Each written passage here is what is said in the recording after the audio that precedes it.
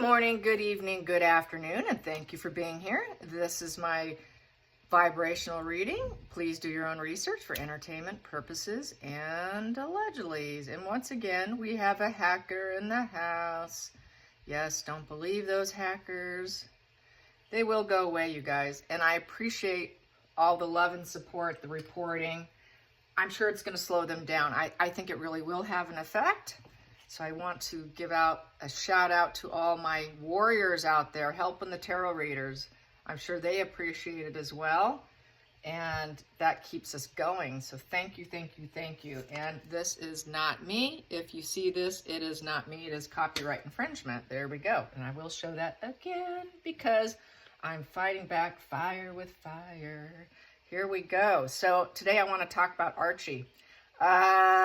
Yeah, this whole narrative they're spinning is just, once again, a narrative. That's why I didn't want to bother with it. When I saw it, I just did a massive, giant eye roll about Archie being concerned about Grandpa and all that. I'm sorry, a young child, I've raised two, is not going to be concerned about a grandfather that they don't know from personal experience, okay? When they're not in the picture, they don't know them. They don't ask about them. This is something that's been planted in the child's head. A 4-year-old will only ask if they have had a lot of contact, great times, and there is a bond there. There's no bond there. Archie left when he was just an infant.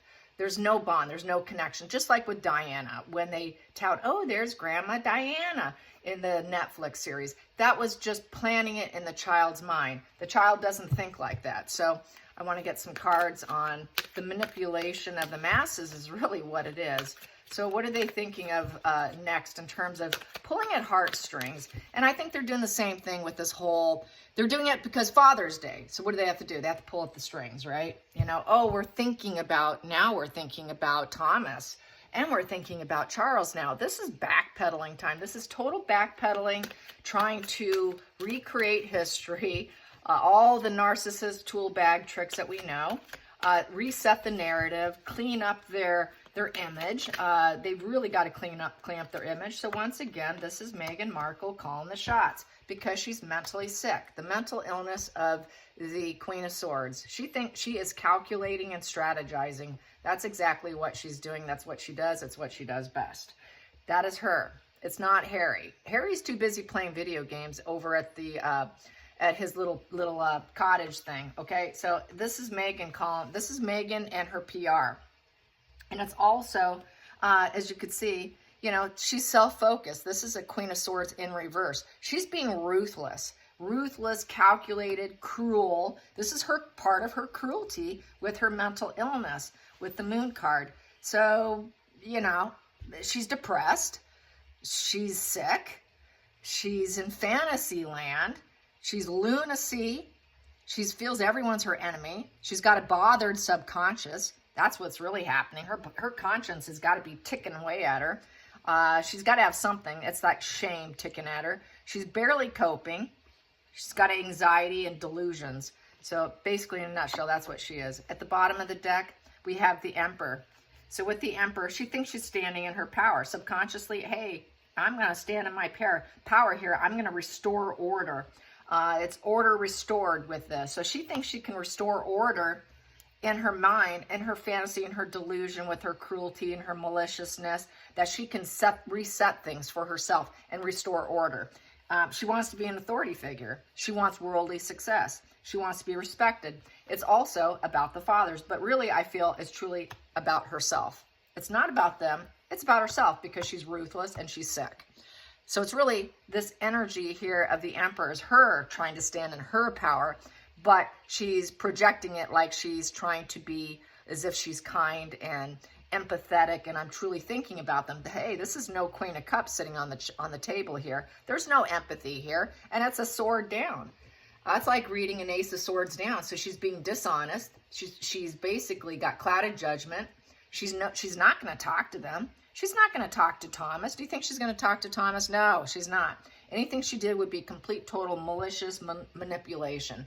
And if she did, there would be a lot of painful words with that sword down. A lot of stress. She has a lot of stress over her conscience right now. whatever happens to be there in her, within her empty core. Because you do know she has a very empty core. There's nothing, not much there inside of her.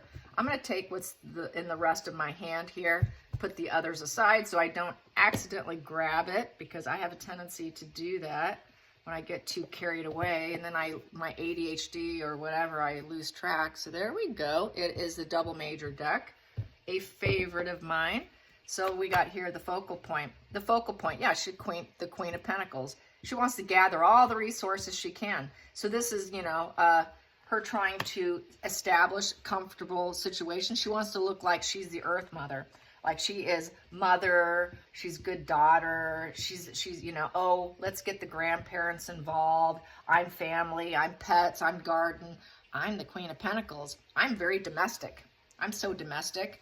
And it's also gathering resources. So she's really, you know, restoring order and gathering resources. That would be the grandfather. So but it's just a PR maneuver, as we know. So also with that, she thinks she can do the slow grow to gaining more assets and act like she's serving others. With the Queen of Pentacles, she serves other people. So she's going to act like she would like to serve her father. She would like to serve Charles. But really, she's serving herself a dose of authority figure energy and trying to get worldly success. It's all about her own success. She wants to rise up in very male energy. She doesn't want female energy. She wants world power. She wants to top, and she wants to be an emperor herself, is how I feel about this, because she's so ruthless. She would love nothing more to take that. So, whoops, and this should have been the challenging position. Sorry about that. See, I messed up. That's the challenging position, is actually getting it. So, and actually doing it, because she's not. So there I get. See, I only had 1 cup of coffee, but I corrected myself, so that's okay. Queen of Wands in reverse is the focal point. Yeah, see, she is not rising up. She is angry. She's irritated. Her energy's down. So she's not getting the attention, because Wands is about getting attention. It's getting that star power, being on the world stage. You know, the Wands are all about, they get a lot of attention, Wands do. They're very driven. So she's kind of losing her willpower and her drive. And it's making her very angry. She's a drama queen. She's aggressive. The Queen of Wands in reverse has a flat effect in terms of her personality. She's very dull. So she doesn't have the charisma needed to be that authority figure and respected, you know, that initiator of power. She doesn't have the charisma. She lacks the charisma. She's a wallflower and a shrinking violet, basically. She's aggressive and demanding, and she's so negative. No one wants to be around her. No one wants to make her the boss. She wants to be the boss. She wants to be that lioness that everybody looks up to. She wants to be the master that everybody looks to. She wants to have that courage everybody looks to. The passion to rise up. Everybody's looking at me. I'm rising up from the ashes. I am the rising phoenix, but she's not rising up. It's all in reverse. She's not overflowing with confidence. She's incredibly insecure. She's so insecure. She doesn't have any self-assurance whatsoever, no personal magnetism. She's that flat effect. She has that empty core.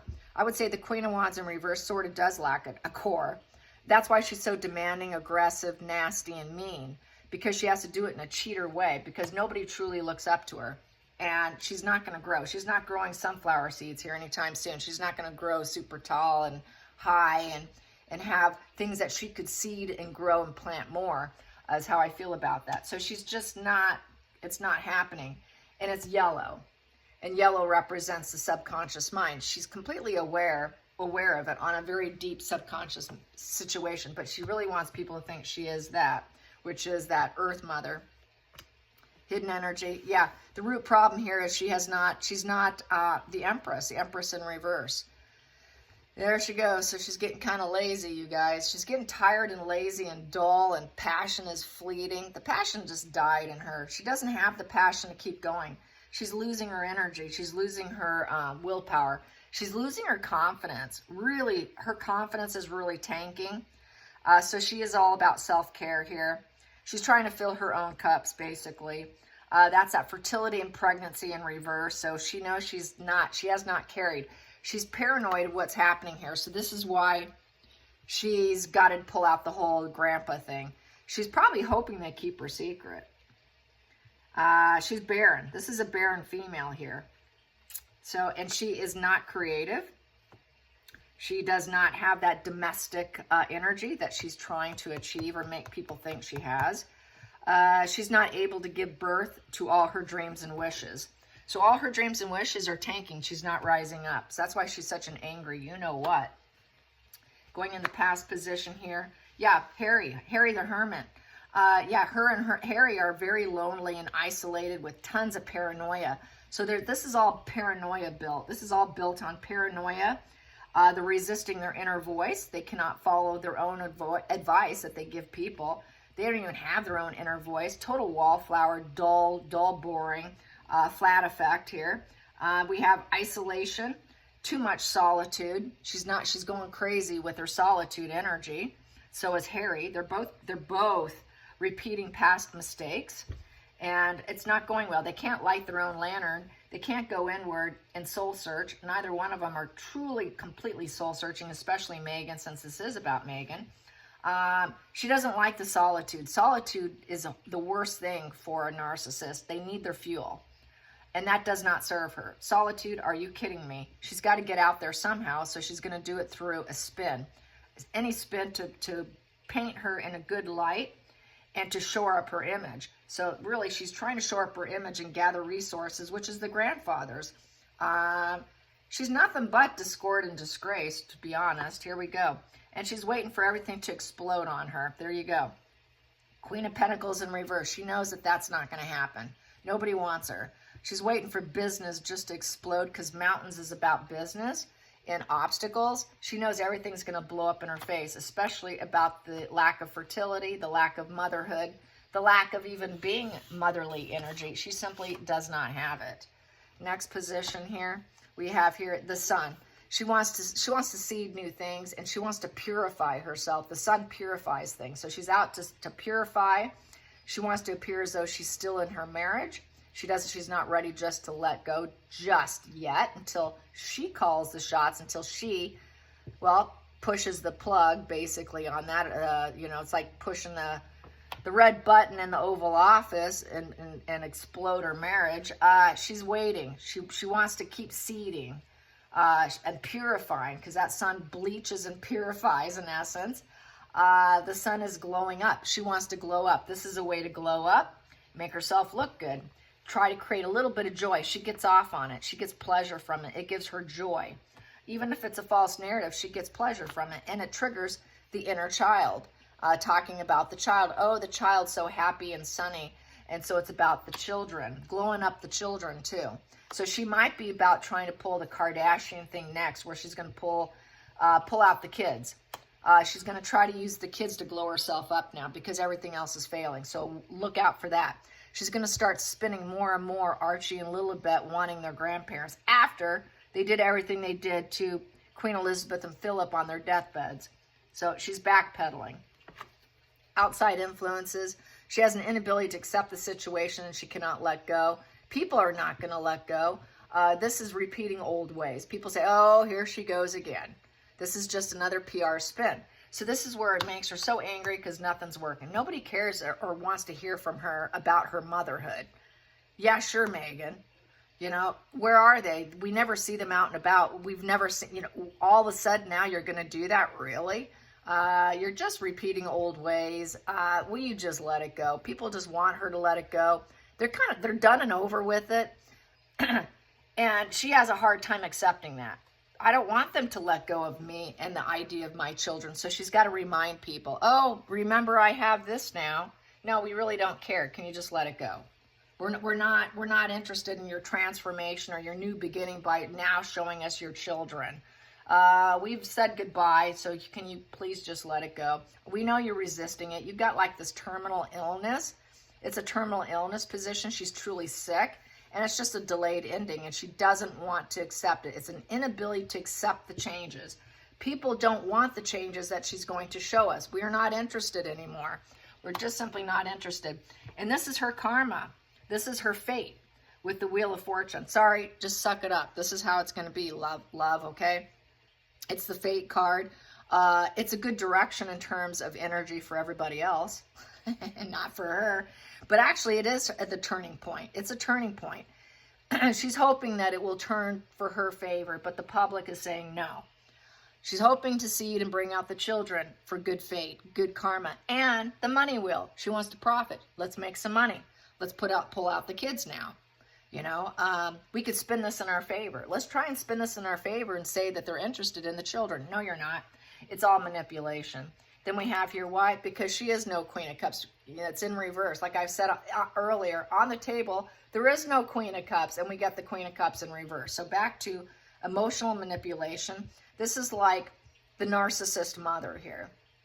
The narcissist mother who uses her children as tokens. And then later on in life, they'll say, don't you, everything I did for you, how dare you? This is the mother that becomes very dangerous, can become very dangerous. Her children are just tokens. They're emotional tokens to rise her up and fill her cup, but they really don't fill her cup. That is the narc mom, the Queen of Cups in reverse. There's nothing truly nurturing about her. She needs therapy. She's victimhood. She's codependency. It's also the escort card. She's an escort. She never wanted to be a mother because she was an escort. She used it for her advantage, for better luck, better karma, to become a so-called mother when she's not a mother. It was all to clean up her image. She wants to be respected, but she's a victim. She uses victimhood to get respected. She's codependent, but she likes to act like she's taking care of other people. She doesn't. She's very much about self-care. Nobody else care, okay? It's all her. She has a lack of self-worth.